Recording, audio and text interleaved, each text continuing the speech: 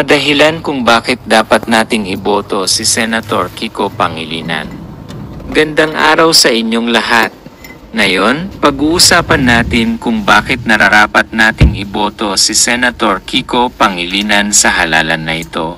Una sa lahat, si Senator Kiko ay isang tanyag na leader na mayroong malawak na karanasan sa serbisyo publiko.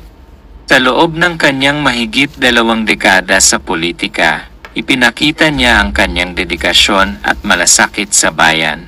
Pangalawa, siya ay kilala sa kanyang mahusay na mga batas na nakatutok sa mga pangunahing isyu ng lipunan.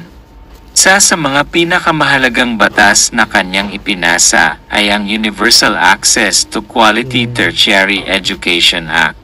Dahil dito, maraming kabataan ang nagkaroon ng pagkakataon na makapag-aral sa mga pampublikong universidad ng libre. Pangatlo, isa si Senator Kiko sa mga pangunahing tagapagtanggol ng mga karapatan ng mga magsasaka at mga nasa sektor ng agrikultura. Alam natin na ang mga magsasaka ang gulugod ng ating ekonomiya at sa kanyang mga inisyatiba, pinabuti niya ang kanilang kalagayan at seguridad sa kabuhayan. Pang-apat, siya ay isang matatag na tagapagsuporta ng mga reforma sa laban kontra kahirapan. Naniniwala si Senator Kiko na ang tunay na kaunlaran ay makakamit lamang kung ang lahat ng Pilipino ay may pantay na pagkakataon.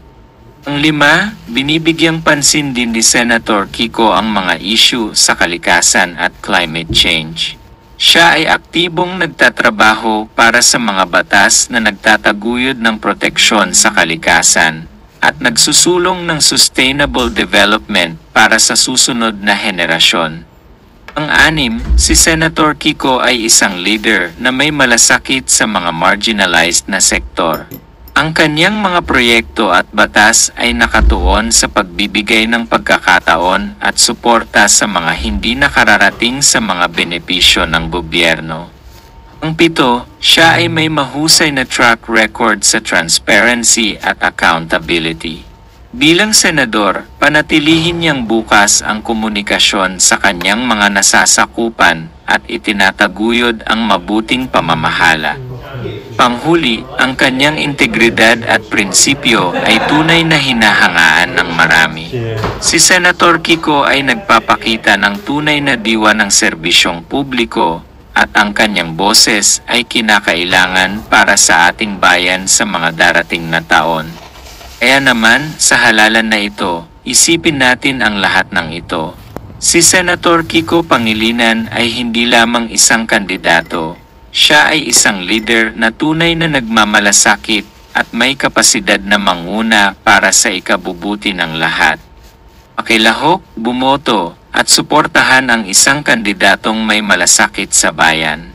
Ibigay ang inyong suporta kay Senator Kiko Pangilinan. Ito ang ating pagkakataon na magpasya para sa mas magandang kinabukasan ng Pilipinas. Kaya iboto natin si Senator Kiko Pangilinan at Senator Bam Aquino at ibalik sa Senado ang mga karapat-dapat. Thank you for watching. Welcome to Team Sam TV, your channel for the latest news updates. Here, we break down the biggest stories from around the globe, covering everything from breaking news to politics. Whether you want to stay informed or just catch up on what's happening, we've got you covered. So, don't forget to subscribe and hit that notification bell so you never miss out on the latest news. Join the Team Sam TV family, and let's explore the world together, one update at a time.